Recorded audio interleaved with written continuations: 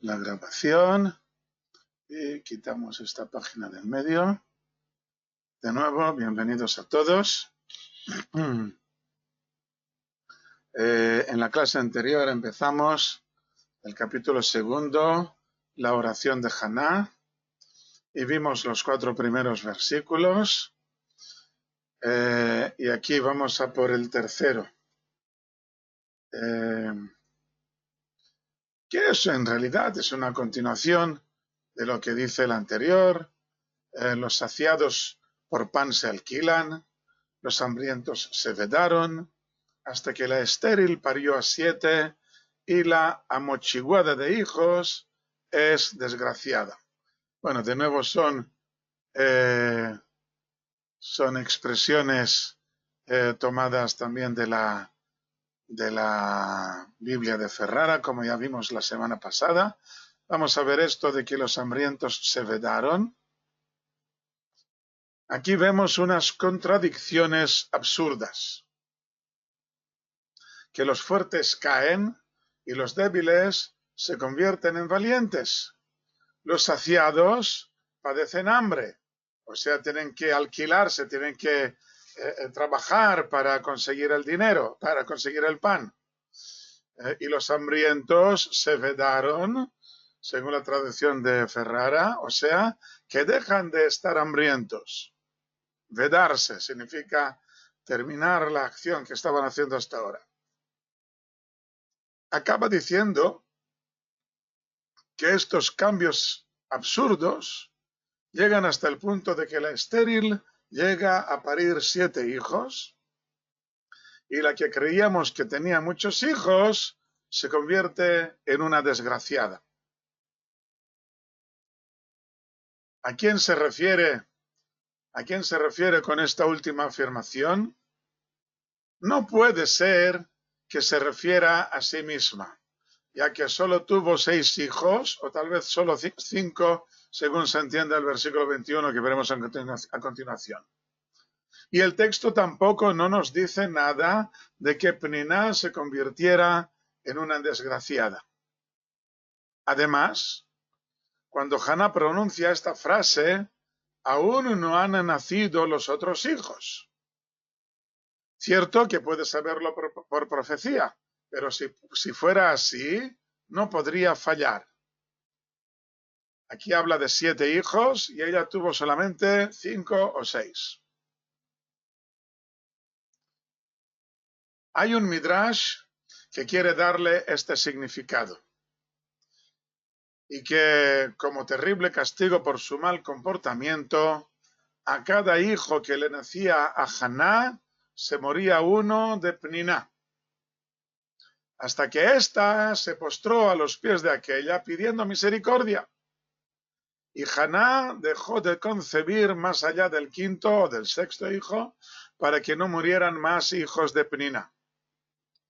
Pero esto es muy difícil de entender, ya que al fin y al cabo, cuando Haná se entera de que los hijos de Pniná mueren al ritmo del nacimiento de los propios, ella es capaz de ahorrarse la continuación de los partos para evitar las muertes de aquellos.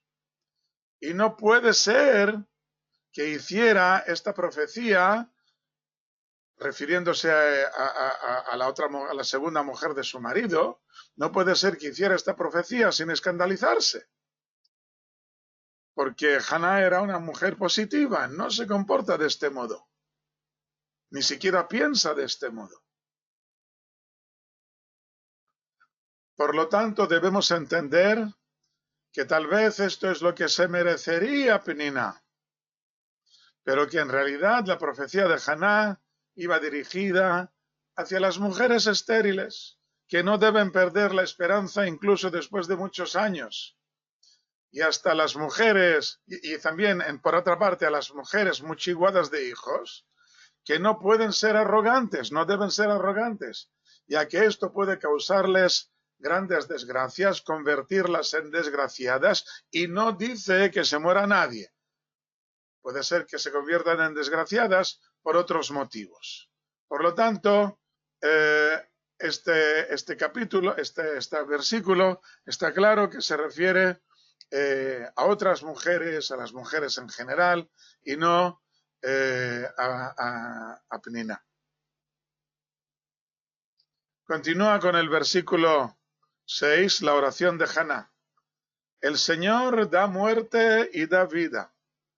Hace bajar al Sheol y hace subir. El Sheol es la tumba. Se refiere al famoso antepasado de su marido, a Korah, que era primo hermano de Moshe, pero se atrevió a negar que éste obrara por órdenes divinas, sino que decía que se lo había inventado todo. En la parashá que lleva este mismo nombre, se presenta Korah al frente de un grupo de 250 ex jefes de tribunales que se habían quedado sin el trabajo de ofrecer los sacrificios. Irónicamente, Korah, que es levita, había pasado la responsabilidad de los sacrificios de los primogénitos que habían ostentado hasta el momento a la tribu de Leví, más concretamente a una de las ramas de los levitas, a los descendientes de Aarón, pero es su propia tribu de Korah, no tendría por qué quejarse de una cosa así. Pero es que Korah no se daba por satisfecho con esto, sino que en realidad tenía envidia de su otro primo, Elitzafán ben Uziel, que había sido nombrado presidente de la tribu de Leví. Y con la ayuda de otros dos descendientes de la tribu de Rubén, que es el primogénito de Jacob, se presentan todos ellos ante la asamblea y discrepan el sacerdocio de Aarón.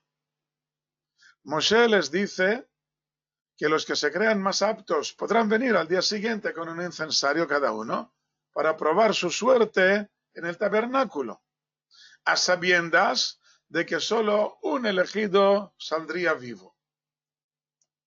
Los dos miembros de la tribu de Rubén eran Datán y Abiram y obraban por pura maldad y negándose a entrar al tabernáculo, mientras que los otros 250 se habían creído las palabras de Korah y efectivamente mueren al hacer la ofrenda de incienso.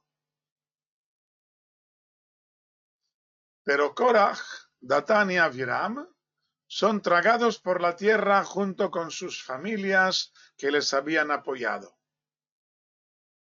En el último momento, dice el Midrash, los tres hijos de Korah, Asir, Elcaná y Abiasaf, se arrepienten y declaran que Moshe es verdadero y que la Torá es verdadera y se salvan milagrosamente de la muerte.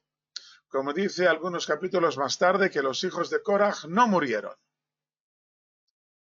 Y esto es 20 generaciones antes, o 18 en realidad, 18 generaciones antes de Elcaná, el marido de Haná. Y a ellos se refiere Haná al decir que el Creador hace bajar al Sheol, a Korah, y hace subir a sus tres hijos, porque el Creador se rige por la intención de cada uno y no castiga a los hijos por el pecado de los padres, más que cuando ellos también participan en el mismo pecado. Cuando ellos participan en el mismo pecado, entonces sí, entonces van a recibir ellos también el mismo castigo. Continúa el versículo el versículo 7. El Señor empobrece y enriquece, humilla y también exalta. Versículo 8. Levanta del polvo al pobre, de la basura levanta al necesitado, para hacerlos sentar con los príncipes y heredar un sitio de honor. Pues del Señor son los pilares de la tierra, y sobre ellos ha colocado el mundo. ¿Qué significa esto de levantar del polvo al pobre? Esto es como le ocurrió a Yosef en Egipto. que había llegado hasta la cárcel de donde no estaba seguro poder salir, puesto que le habían echado allí sin ninguna culpa.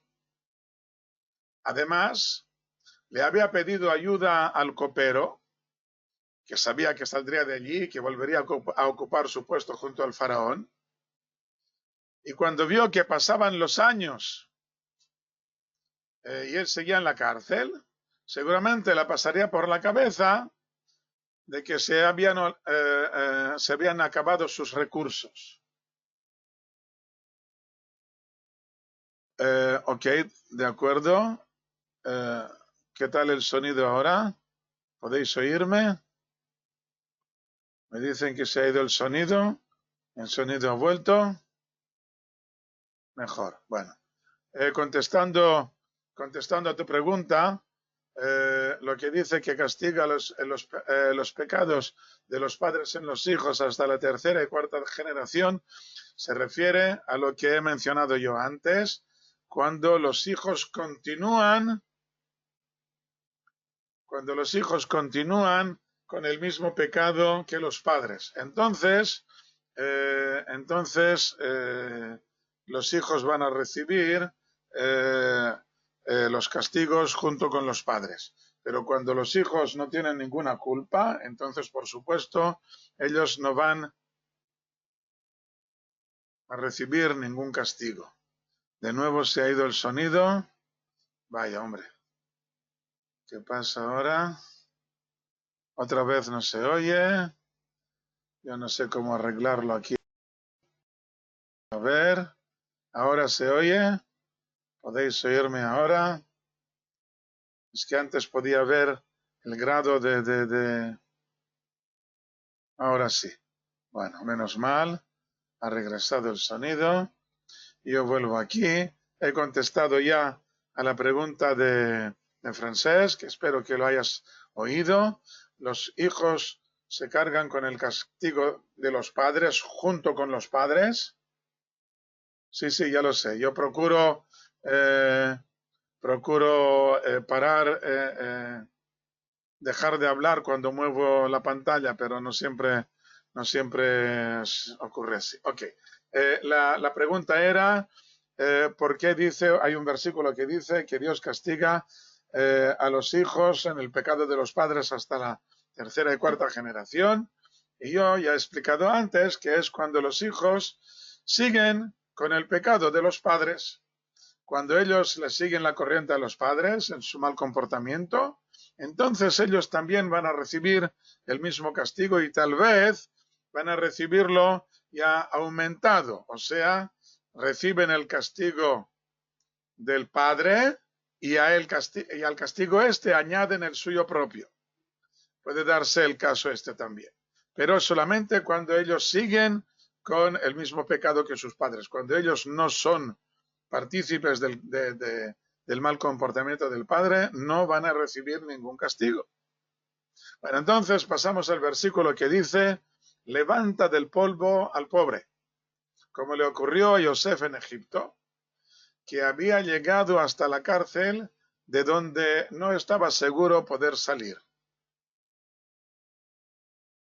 Las fotos. Cuando cambia la foto, un segundo, entonces voy a parar esto, un segundo, para que no moleste, en lugar de 1 minuto, 1 hora, y con esto espero que se acabe el problema. Bueno, vamos a ver si ahora no hay interrupciones. Bueno, entonces, Yosef no estaba seguro de poder salir de la cárcel, además le había pedido ayuda al copero, que sabía que saldría de allí y que volvería a ocupar su puesto junto al faraón, el copero.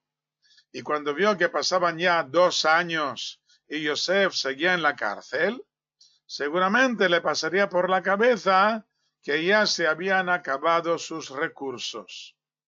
Pero solo los recursos humanos se habían acabado, porque con toda seguridad Yosef siguió orándole al Creador como había hecho hasta aquel momento. Tal vez llegó a la conclusión que dicen nuestros sabios, que no debería haberle dicho nada al copero y dejar toda su confianza en el Creador. Aunque este punto de vista es muy complicado e incluso peligroso, puesto que nosotros estamos en este mundo para obrar y no esperar que el Creador lo haga por nosotros. La respuesta está en la confianza. ¿En quién confías? ¿En el copero o en el Creador? Así se expresa el profeta Jeremías en el capítulo 17. Maldito sea el varón que confía en el hombre y pone en la carne su brazo, o sea, su fuerza, y del Señor se aparta su corazón, y será como un enebro en el desierto, y no verá cuando venga el bien. Habitará en pedregales en el desierto, tierra salada y no asentada. Versículo 7, bendito sea el varón que confía en el Señor, y será el Señor su confianza. Será como árbol plantado sobre agua, que a la corriente extiende sus raíces, y no verá o no temerá cuando venga el calor, y sus hojas estarán frescas, y en año de sequía no se angustiará ni cesará de dar fruto. Aquí no dice que dejemos de obrar lo que creamos necesario que debamos hacer, sino que nos indica en quién debemos poner nuestra confianza. De todos modos, cuando la confianza estuvo puesta en el Creador, Yosef salió de la cárcel y llegó a ocupar el lugar más elevado en Egipto después del faraón. Y a esto se refiere cuando dice que los hace sentar con los príncipes. Levanta del polvo al pobre para hacerlo sentar con los príncipes. Continúa el versículo 8 diciendo, pues del Señor son los pilares de la tierra. No es el libro de Follett, sino que estamos hablando aquí de otra cosa completamente diferente. Sigue habiendo personas que creen que estamos hablando aquí de los pilares de mármol sobre las que está asentada la tierra, al igual que los hindúes creían que estaba sobre cuatro elefantes colocados sobre una gran tortuga. Y entonces, esta gente hace la pregunta lógica, ¿y sobre qué está esta gran tortuga? ¿O sobre qué se apoyan estos pilares hercúleos? Está claro que no se trata de este tipo de pilares, sino de algo muy diferente. En el primer capítulo de Pirkei Avot ya nos encontramos con unas columnas. Sí, la he mencionado, la de Follett, sí. La novela esta de columnas de los pilares de la tierra. En Pirkei Avot, sí. En el primer capítulo de Pirkei Avot nos encontramos con unas columnas. Sobre 3 cosas se aguanta el mundo. Sobre la Torá, sobre el servicio divino y sobre la caridad. Son las columnas sobre las que se sostiene el mundo, puesto que cuando faltan estos 3 principios, todo se tambalea y cae. Por cierto, que al final de este mismo capítulo de Pirkei Avot hay otra versión. Sobre 3 cosas se mantiene el mundo: sobre la justicia, sobre la verdad y sobre la paz. Porque cuando faltan, todo el mundo se convierte en un gran caos en el que es imposible vivir. En nuestro caso, dice el Midrash, que Haná no está hablando de conceptos abstractos, sino de personas que son los pilares de la tierra, los justos, aquellos que, como hemos estado explicando, confían en el Creador. Si no fuera por ellos, toda la tierra regresaría al caos que había en la primera era del mundo. Así nos explican nuestros sabios, que el mundo durará tan solo 6.000 años desde el momento en que aparece lo que yo llamo el Homo Profeta, el hombre que es capaz de ponerse en contacto directo y consciente con el Creador. Es una raza, es un tipo diferente de hombre, mucho más adelantado que el Homo sapiens, que es el hombre que ya no solamente sabe hablar y comunicarse con sus vecinos, sino que es capaz también de comunicarse con el Creador. Y dicen nuestros sabios que estos 6.000 años se reparten en 3 épocas. En los primeros 2.000 años todo era caótico, porque el hombre aún no había sido capaz de ver la lógica y el orden de la creación. Todo estaba confuso y todo parecía terriblemente peligroso.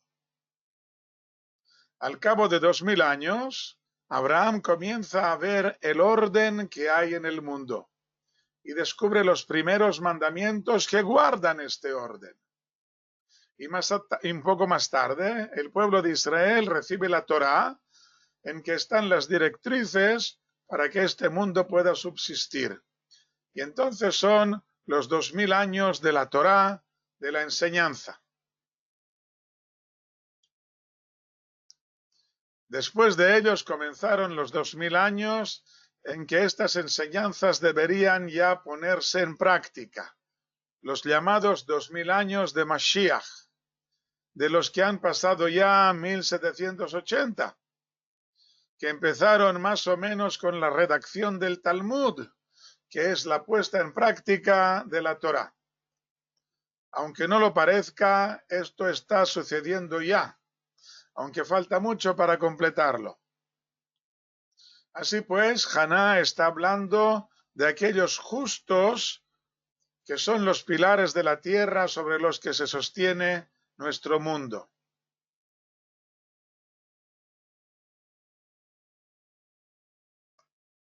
En el versículo 9 continúa la oración de Haná diciendo: Él guarda, o sea, Dios guarda los pies de sus santos, y los malvados en tinieblas se acallarán, pues no por la fuerza prevalecerá el hombre. Segundo, aquí hay alguien que está hablando. Vamos a ver. ¿Se ha ido? Pueden ser identificados individualmente estos justos. Los hay que se esconden, y entonces podemos estar seguros de que son los verdaderos justos. Los hay que se dejan ver, los hay que se dan fama a sí mismos, y entonces conviene huir de ellos, porque no son los verdaderos justos. Versículo 9. Él guarda los pies de sus santos. ¿Qué significa esto? Esto es otro de los principios del judaísmo, expresado aquí por Haná. La Ashgajá, la supervisión divina. Esta supervisión significa que cada uno puede ganarse por sus propias obras y sus buenas intenciones una mayor atención por parte del Creador. Cuanto mejor se porta o intenta hacerlo, más ayuda va a recibir de parte del Creador. La Ashgajá va dirigida en primer lugar a la salud espiritual de la persona. Le ayudará a evitar los pecados inesperados que vienen por sorpresa o por falta de atención. Si son pecados que él quiere hacer adrede, esto ya allá tú. Pero hay muchos pecados que te ocurren por accidente. Por ejemplo, cuando alguien no sabe que con tal actuación puede causar daño a alguien, la Ashgajá le impedirá caer en tal situación o le mandará un aviso para que la evite. O cuando en su comida ha caído algún alimento prohibido que él desconoce o del que no es consciente. Hay una anécdota sobre un rabino, el rabino Mordejai Eliyahu, que murió hace 3 o 4 años, tal vez más, ya no me acuerdo, que estaba dando una charla y uno de sus ayudantes le trajo un vaso de té y él lo tenía encima de la mesa y mientras estaba hablando, de pronto le dio un golpe y derramó el té que había en el vaso. Bueno, perdón por lo que ha pasado y tal. El ayudante va y le trae otro vaso de té. Y de nuevo, antes de que él tuviera tiempo para probar el té, de nuevo, sin darse cuenta, le da un golpe y lo derriba por segunda vez. Esto ya es demasiada coincidencia. Entonces, el rabino llamó a su ayudante y le pidió de dónde había salido este té. Y descubrió, el ayudante descubrió que en realidad se lo había preparado con un utensilio que no era kasher, que había sido descasherizado. Entonces, la ashgajá, la supervisión divina, ayudó a este rabino para que él no tomara este té que había sido preparado con un utensilio que no era kasher.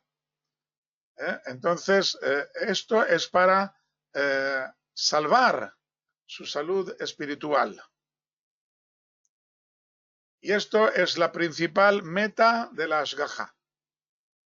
En segundo lugar, y según las circunstancias, le evitará un dolor o una situación dolorosa que no son indispensables para la función que está llevando a cabo. De ningún modo le evitará enfermedades o sufrimientos cuando estos son necesarios según la intención divina. Y bien puede ser que al contrario sufra más que los demás. En esto no entra la ashgaha. Y si entra, pues como ya digo, puede que sea al contrario. Puede ser que él sufra más que los demás por otros motivos que no vengo a explicar yo aquí. Porque la función de la ashgajá está en guardar los pies de los justos para que no caigan en el pecado. Al contrario, los malvados son aquellos que no solo no hacen nada por acercarse al Creador, sino que muchas veces lo que intentan es zafarse de la intención divina. Quieren ser libres. Entonces la ashgajá les deja en manos de las leyes de la naturaleza, sin ayudas especiales. Por desgracia, la gran mayoría de las personas no son capaces de mantener un comportamiento adecuado cuando se dejan llevar por la vida y no tardan en caer en comportamientos realmente negativos. Estamos hablando de aquellos que no quieren restricciones, que no quieren someterse a ninguna ley. El freedom de los hippies de los años 60, que ha cambiado de aspecto, pero que siempre ha existido y sigue vigente en muchas y grandes comunidades. No les interesa ningún tipo de moral ni de ética cuando se sienten restringidos por sus normas. Claro que hay muchos niveles, y así hay muchos niveles de ashgajá. No será lo mismo para los que lo hacen por descuido que para los que lo hacen con la peor intención.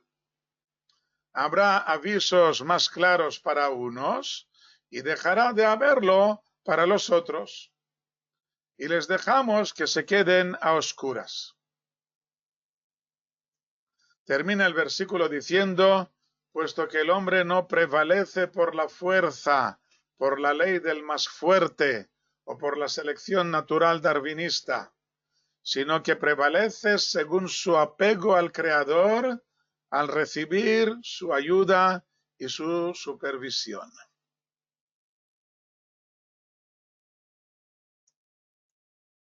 Versículo 10. Señor, caigan tus contendientes. Sobre él en el cielo los tronará. El Señor juzgará a los confines de la tierra y dará fortaleza a su rey y alzará el honor de su ungido. Aquí hay un error. Caigan sus contendientes, está en plural. Sobre él, en singular, en el cielo los tronará. De pronto pasa del plural al singular. Caigan sus contendientes sobre él en el cielo.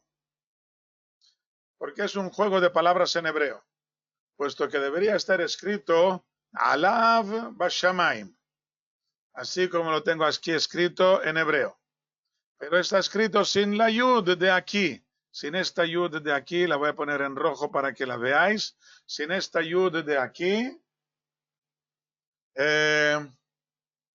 está escrito así, sin esta yud, Alav Bashamaim, que se lee y significa exactamente lo mismo. No cambia el sentido. Pero permite leerlo como si dijera Alu Bashamaim. Han subido al cielo. O sea, que incluso aquellos que han subido a los cielos, que parece como si hubieran llegado a todas las virtudes a las que el hombre puede llegar, pero que lo han hecho sin tener en cuenta al Creador, sin querer acercarse a Él, sin buscar cumplir su voluntad, a cada uno de estos les tronará, les asustará con sus truenos. Porque este parece ser el significado del tronar, asustar a la gente. Dicen nuestros sabios que en Rosh Hashanah, la cabeza del año, el primer día, se hace sonar el shofar para introducir el temor al Creador en nuestros corazones. Y con esto ya debería ser suficiente, si lo hacemos correctamente. Con esto ya tendríamos suficiente. Pero cuando no lo hacemos así, vienen los truenos en invierno y nos asustan. O tal vez otro tipo de truenos que están en la alforja del Creador para meternos este temor indispensable para nuestro buen comportamiento. Basta con un poquito para recordarnos que el Señor no es nuestro amigote, sino que es nuestro Creador. Luego ya viene el turno del amor, el amor al Creador, que es el que debe prevalecer. Pero primero tiene que haber un poco de temor. Sus contendientes, sus barajantes, según la Biblia de Ferrara, los que contienden con el Creador, los que se pelean con Él, son abatidos por sí mismos. Caen sin que nada pueda sostenerles. Caen en la trampa que ellos mismos se preparan, como ocurre con Amán en la Megilá de Esther. Y el Creador los asusta, les mete en el cuerpo este temor del que han querido prescindir durante toda la vida. Un temor que cuando lo reciben, ellos lo enfocarán como les dé la gana. Temor a que les quiten sus riquezas o que les quiten el poder, temor a las enfermedades, temor al desconocido más allá, a la muerte, al que no han querido tener en cuenta durante toda su vida.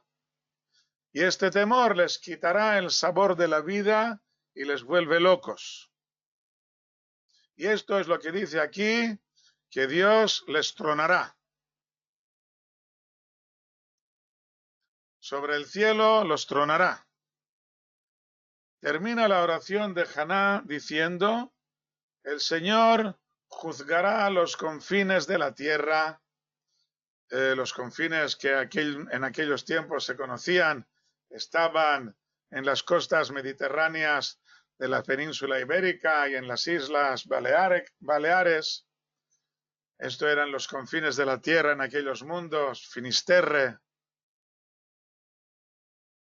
El Señor juzgará los confines de la tierra, por supuesto que se refiere también a los que fueron descubiertos más tarde. Ellos también entrarán en el juicio. y dará fortaleza a su rey y alzará el honor de su ungido.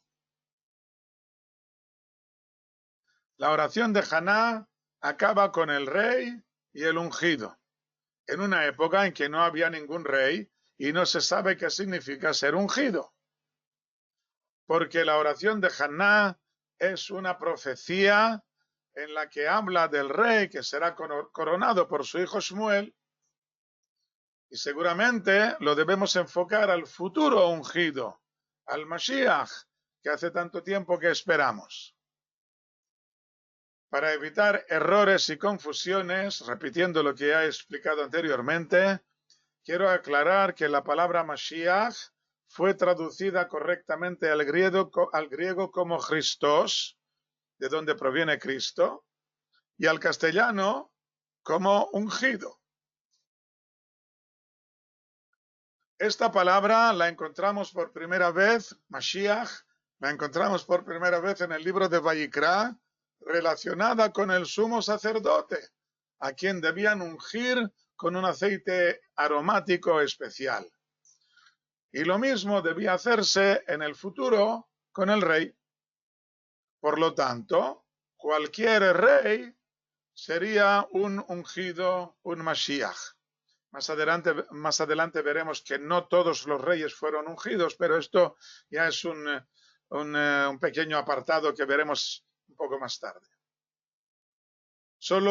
O sea que cualquier rey sería un ungido, solo que en varios versículos de los profetas, sobre todo en el de Isaías, se hace referencia a un futuro rey que hará posible que el pueblo de Israel alcance el alto grado que le está reservado.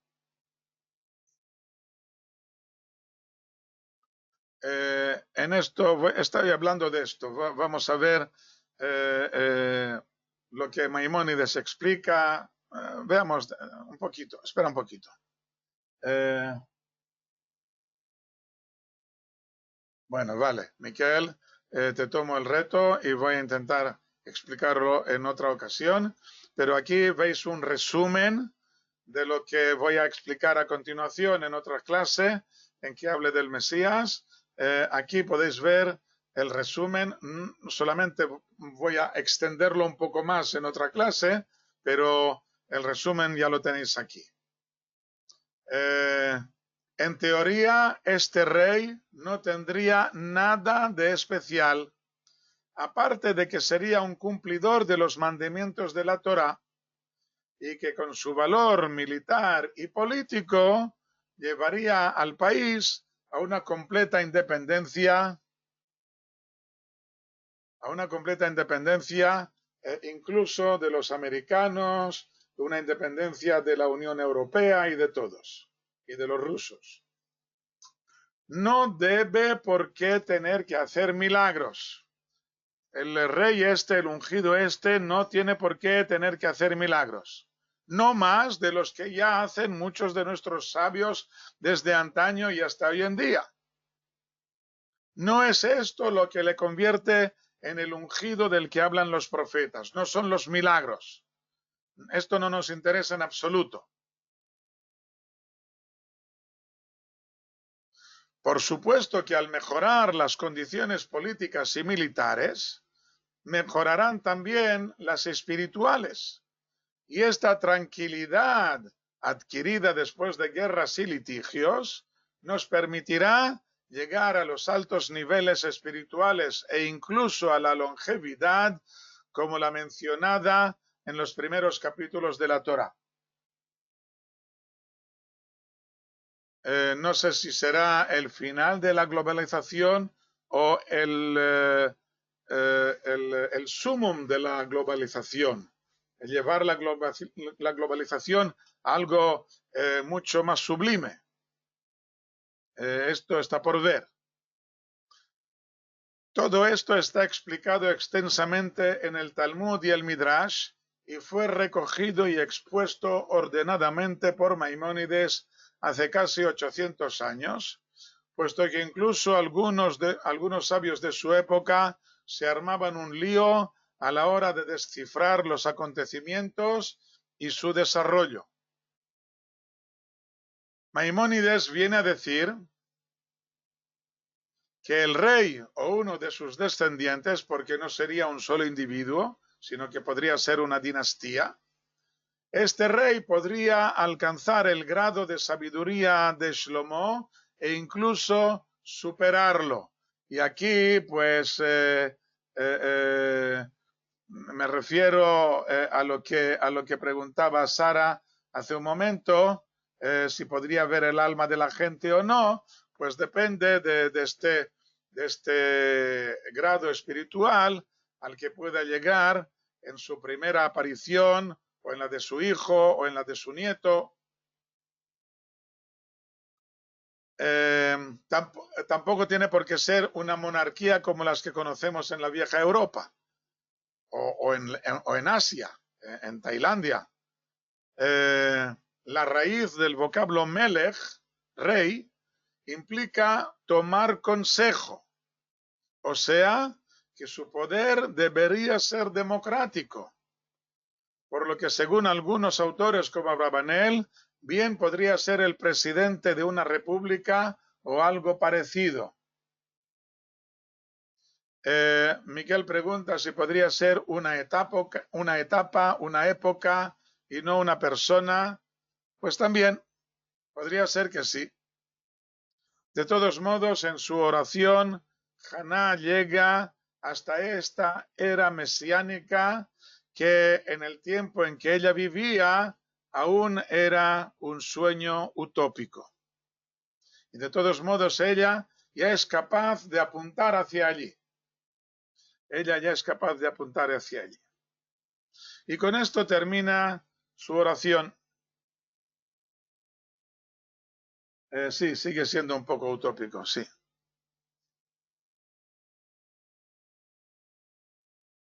Versículo 11. Entonces Elcaná se fue a Ramá, a su casa, y el joven servía al Señor delante del sacerdote Elí. Ya hemos hablado de los posibles servicios que podría hacer Shmuel en el tabernáculo. No hemos hecho una pregunta importante. ¿Qué ocurre con sus estudios? Todos los niños del pueblo de Israel reciben una enseñanza muy amplia de la Torá escrita desde pequeños, y también recibían la oral en aquel tiempo, aunque lo hacían de un modo diferente al que tenemos hoy en día.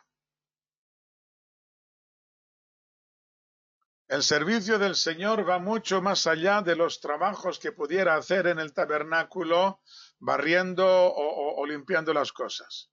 Significa un esfuerzo continuo en perfeccionar nuestra personalidad, desarraigar los vicios y pulir nuestras virtudes hasta sacarles un brillo sobrenatural, angélico.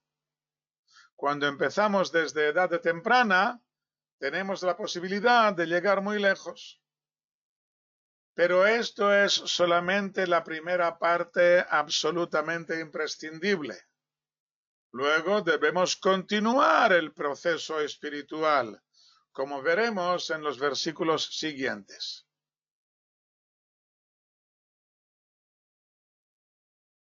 Versículo 12. Los hijos de Elí eran hijos de maldad. No conocían al Señor.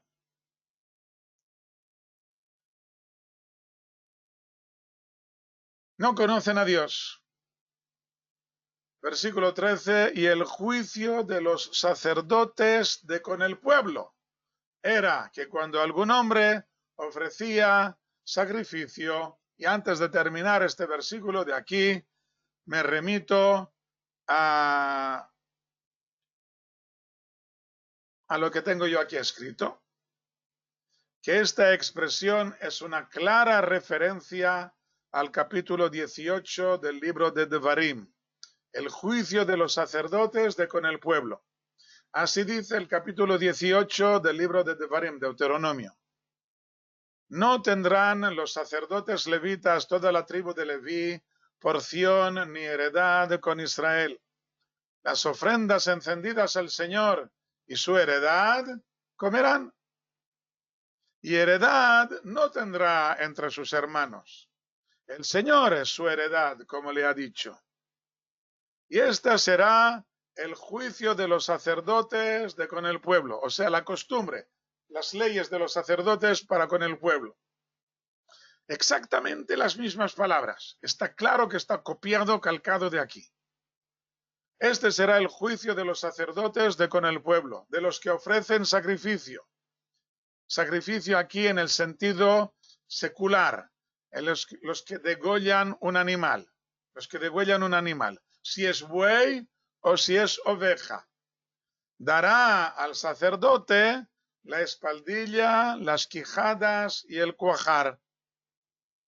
Las primicias de tu grano, de tu mosto y de tu aceite, y del primer esquileo de tus ovejas le darás. Porque a él le ha escogido el Señor tu Dios de entre todas tus tribus, para que esté allí y sirva en el nombre del Señor, él y sus hijos para siempre. Bueno, hemos hablado de las quijadas que están aquí. Las quijadas están aquí, en la barbilla. Se trata de la quijada inferior, o sea, de la parte inferior de la boca. La espaldilla, que es esta parte de aquí, espero que la veáis. Y luego el cuajar o abomaso, que es esta parte de aquí. Okay. En estos versículos se especifican las porciones de los animales que deben ser entregadas a los sacerdotes, teniendo en cuenta que no estamos hablando de una ofrenda en el tabernáculo, sino de un animal degollado para consumo profano. Los levitas están identificados en gran parte hoy en día. Existe el apellido Leví. Los levitas lo tienen muy en cuenta. Es verdad que hay otros apellidos que insinúan que son levitas. Por ejemplo, el apellido Segal. Segal en realidad es un acróstico de Segan Leviim, o sea, el vicepresidente de los levitas. Y hay otros muchos, los Aguilós, se dice, sí, exactamente, somos descendientes de Leví. Normalmente los levitas lo tienen muy en cuenta y los sacerdotes también, los Cohen, lo tienen muy en cuenta y lo mantienen en su apellido y podemos clasificarlos.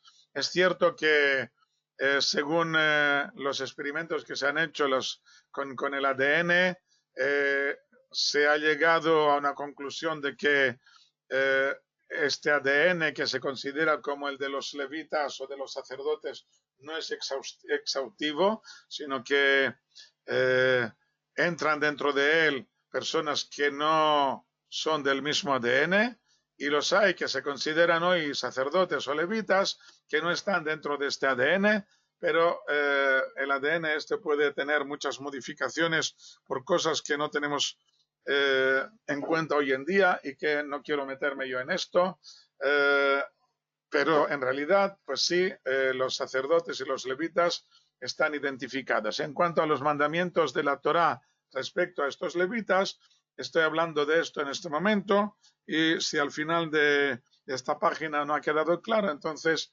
escucharé tus preguntas. Ok, entonces, como ya digo, la espaldilla, las quijadas y el cuajar deben ser entregadas a los sacerdotes, teniendo en cuenta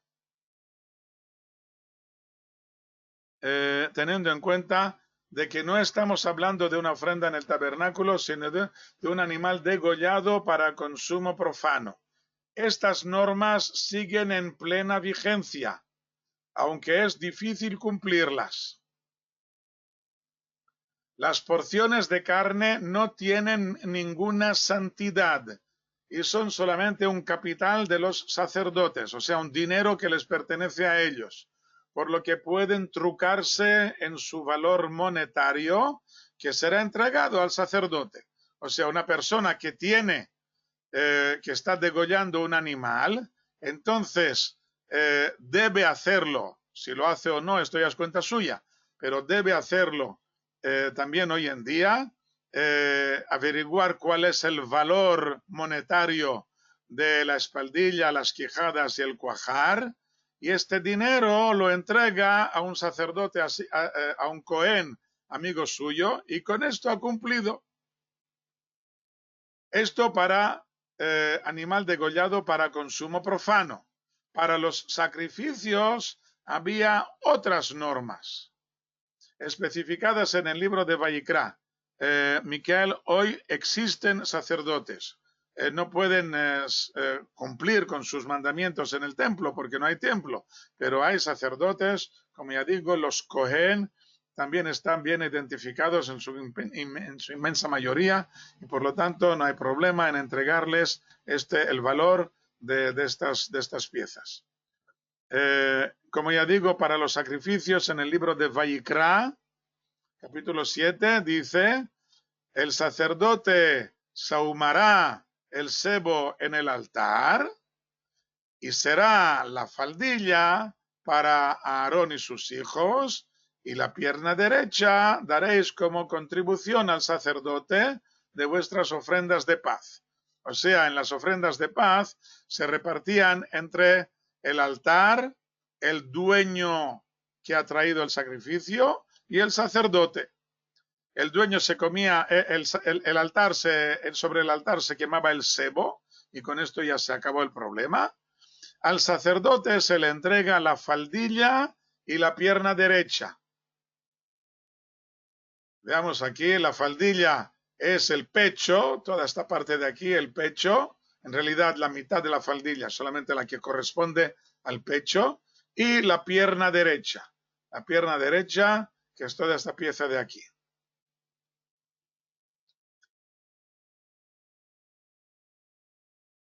O sea, que el que hacía la ofrenda debía entregar estas porciones al sacerdote y el resto de la ofrenda era para su consumo junto con su familia, sus amigos y los necesitados que le acompañaban. El dueño es quien empieza a cocinar la carne y cuando está ya cocida o asada, debe entregarla al sacerdote para su consumo. Esto es el juicio de los sacerdotes, pero los hijos de Elí tenían una versión especial de este juicio de los sacerdotes, como vemos en estos versículos. Ahora podemos leer el versículo 13. El juicio de los sacerdotes de con el pueblo era que cuando algún hombre ofrecía sacrificio, venía el criado del sacerdote con un garfio de 3 dientes en su mano mientras se cocía la carne y golpeaba en la cazuela, la olla, la caldera o el caldero, y todo lo que el tenedor sacaba lo tomaba el sacerdote para sí. Así hacían con todo Israel que iban allí en Shilo. Asimismo, antes de sahumar el sebo, el criado del sacerdote venía y decía al hombre que ofrecía el sacrificio, da la carne para asar al sacerdote. Y no tomará de ti carne cocida, sino solamente cruda. Y si el hombre le decía, sahumarán este día el sebo y toma para ti como quiera tu alma, y decía, no, sino que ahora me la darás, y si no, tomaré por fuerza.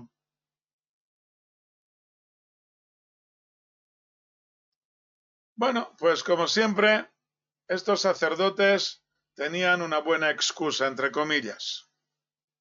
Como ya sabemos, había muchos idólatras en Israel, y los sacerdotes del tabernáculo temían que las ollas que se usaban para cocer los sacrificios, cada uno traía su propia olla. Entonces temían que estas ollas hubieran servido antes para la idolatría o para cocinar un cerdo, lo que convertía en inapto a todo lo que se cociera en ellas a continuación. Por lo tanto, debían apresurarse a tomar la carne mientras aún era cruda, para evitar que recibiera el sabor de lo anteriormente cocido en la olla. Todo se basa en su premisa de la que ya hemos hablado, de que cae una dura sospecha sobre todos los desconocidos de que no cumplen correctamente con las leyes del tabernáculo. No podemos fiarnos de ellos. Esto es lo que opinaban los hijos de Eli. Claro que incluso desde su incorrecto punto de vista, todo podría hacerse de un modo mucho más amable, más simpático, aún sin explicar los motivos exactos para no ofenderlos, pero que no resultara tan violento y desagradable. El versículo 17 les acusa de aborrecer la ofrenda del Señor. No tienen en cuenta que están haciendo un servicio que debería estar dedicado al Creador y no solamente para cumplir unos deberes. Como dice el versículo 12, no conocían al Señor, cumplían deberes, pero no lo relacionaban con el Creador. Por desgracia, esto ha ocurrido a lo largo de toda la historia de Israel, no solo entre los sacerdotes, sino también en el pueblo, como protestaba el Señor en boca del profeta Yeshaya en el primer capítulo, Isaías. Oíd la palabra del Señor, gobernantes de Sdom. Escuchad la instrucción de nuestro Dios, pueblo de Amorá. ¿Qué es para mí la abundancia de vuestros sacrificios? Dice el Señor. Estoy harto de olás de barveces. Barveces son vervex en latín. Vervex es el carnero, que en castellano al principio se llamaba barvez, que venía del latín, vervex, y en un momento determinado se trucó por la palabra carnero, porque la carne venía de allí. Bueno, entonces dice, estoy harto de olas de barveces. Esta palabra barvez sigue en vigor en el latino hoy en día, y la he sacado aquí también de la Biblia de Ferrara, porque me pone 3 o 4 palabras en lugar de una sola. Estoy harto de olas de barveces y de sebo de gruesos, o sea, de animales que han engordado, y la sangre de toros, carneros y moruecos no me complace. Los moruecos son los chivos. Cuando venís a presentaros delante de mí, ¿quién demanda esto de vosotros, de que pisoteéis mis atrios? No traigáis más vuestras vanas ofrendas. El incenso me es abominación. Novilunio y día de reposo, el convocar asambleas, no tolero iniquidad y asamblea solemne. Estas dos cosas no compaginan. La iniquidad y la asamblea solemne. Vuestros novilunios y vuestras fiestas las aborrece mi alma. Se han vuelto una carga para mí, estoy cansado de soportarlas. Y cuando extendáis vuestras manos, esconderé mis ojos de vosotros. También, aunque multipliquéis las oraciones, no escucharé. Vuestras manos están llenas de sangre. Hoy en día hablaríamos de cumplir con unas costumbres en plan folclórico, sin darle el sentido espiritual, mientras se sigue maltratando al empleado, insultando al vecino, etc. En el libro del Kuzari, en segundo discurso, explica Rabbi Yehuda Leví que cuando la base de las relaciones sociales está estropeada, no puede construirse sobre ella la parte espiritual, Y todos estos mandamientos religiosos no tienen sentido, o se convierten incluso en abominaciones. Pero por supuesto, debemos aspirar a tener la base correctamente edificada, la base social correctamente edificada, y poder subir más arriba con los mandamientos sagrados de la Torá, así dice el libro del Kuzari.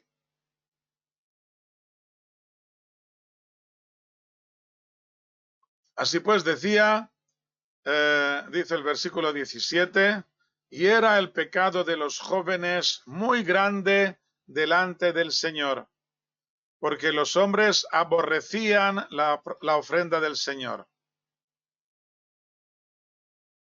Versículo 18. Y Shmuel ministraba delante del Señor, un joven ceñido de un efod de lino, y un abrigo pequeño le hacía su madre, y se lo subía de año en año, cuando subía ella con su marido a ofrecer el sacrificio anual. Y Elí bendijo a Elcaná y a su mujer, y dijo, que te ponga el Señor simiente de esta mujer, en lugar del prestado que prestó al Señor. Y fueron a su casa. Y el Señor visitó a Haná, y ella concibió y dio a luz a 3 hijos y 2 hijas. Y el joven Shmuel crecía con el Señor. Shmuel servía delante del Señor, en clara contraposición de lo que hacían los 2 sacerdotes, hijos de Elí, mencionados anteriormente. Pero no se trataba solo del servicio técnico. Veremos a continuación que se convierte en profeta, y esto no ocurre así por las buenas. Es necesario un largo periodo de estudio, ya que la profecía tiene un lenguaje especial, particular, de saber interpretar correctamente las insinuaciones y las visiones en los sueños. La profecía no es explícita para aquel que no conoce el lenguaje profético, como dice la Torá en el libro de Bemidbar, capítulo 12. En cuanto a vuestro profeta, en imagen me manifiesto a él, en sueño hablo con él. Y luego 2 versículos más adelante habla también de acertijos. Con acertijos hablo con él. Maimónides dedica al estudio de las ciencias divinas un largo párrafo en el libro de Moreh Nevuchim, la guía de los perplejos, capítulo 5, del que tomamos unas palabras. No debe el hombre lanzarse de buenas a primeras a entender un asunto tan vasto o importante como es el de contemplar el comportamiento divino sin haberse previamente adaptado al estudio de las diversas ramas de la ciencia y del conocimiento, acrisolar perfectamente su carácter moral y matar sus pasiones y deseos imaginarios. O sea, que le da su imaginación, que no son verdaderos estos deseos. Cuando haya adquirido cierto conocimiento de las verdaderas proposiciones fundamentales, cuando haya acertado a comprender los diversos métodos deductivos y de prueba, y cuando haya aprendido a preservarse de sofismas y falacias, entonces podrá emprender la investigación de este asunto del comportamiento divino. No será bien que resuelva cuestión alguna a la primera opinión que le acuda al pensamiento.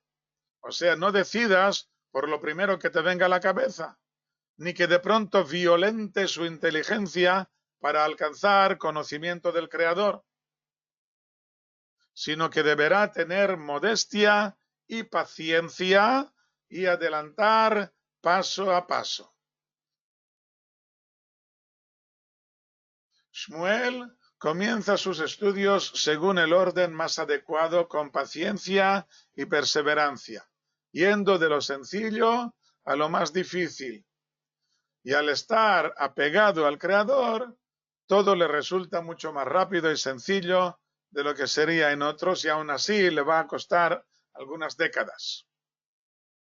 Maimónides habla con precisión al decir que el aspirante a la profecía debía acrisolar perfectamente su carácter moral, que es lo que no habían hecho los hijos de Eli.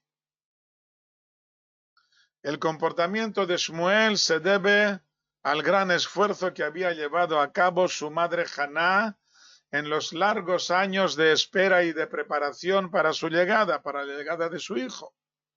Y luego, en lo que le había proporcionado en los 2 primeros años de su vida, y por supuesto, gracias a su propio esfuerzo de Shmuel.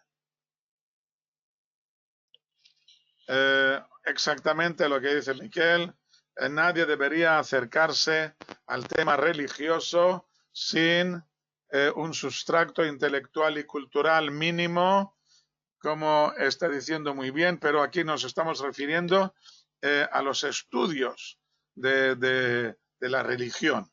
A los estudios de la religión no van en contra del intelecto, sino que se basan en el intelecto. Exactamente, los que no estén preparados. O sea, no, aquí estamos hablando, perdón, Miquel, en todo esto hay niveles diferentes. Un estudio básico de la religión puede llevarse a cabo con una base mínima de intelecto y de cultura. No es necesario saberlo todo o intentar saberlo todo, pero cuando intentas profundizar en la religión o lo que está haciendo Shmuel en los versículos que estamos viendo ahora, que va para profeta, aquí sí que es imprescindible que no se deje engañar, porque hay sofismas, hay falacias, hay cosas, engaños que te pueden engañar, te hacen lo que se llama hoy en día populismo o toda una serie de engaños que llevan a cabo por medio de la verborrea, de mucho hablar, sin ningún sentido, sin que tengan nada que ofrecer en realidad. Te están tomando el pelo. Y hay gente que no entiende, no se da cuenta de que le están tomando el pelo. Lo mismo ha ocurrido siempre en el tema religioso, en que vienen personas que saben hablar muy bien, pero te engañan. Tienen facilidad para hablar. Puede ser que ellos se lo crean a pies juntillas lo que están predicando, pero en realidad están diciendo tonterías. Yo he conocido mucha gente así. Gente que consideré como maestros míos estando aún en España, y que de pronto me di cuenta que en realidad estaban diciendo tonterías, no decían cosas que no habían digerido, que no tenían ninguna base. Por lo tanto, en todo esto hay que ir con mucho cuidado. Esto requiere muchísimo tiempo y muchísima paciencia, mucho estudio, y a esto se refiere aquí cuando dice que el joven Shmuel crecía con el Señor. Muy bien, aquí vamos a tener que terminar la clase de hoy. No hemos terminado con estos hijos de Shmuel. Vamos a continuar con ellos, si Dios quiere, la semana que viene. Y entonces, hasta entonces, si Dios quiere, shalom, shalom, buenas noches, buena semana y hasta la próxima. Shalom, shalom.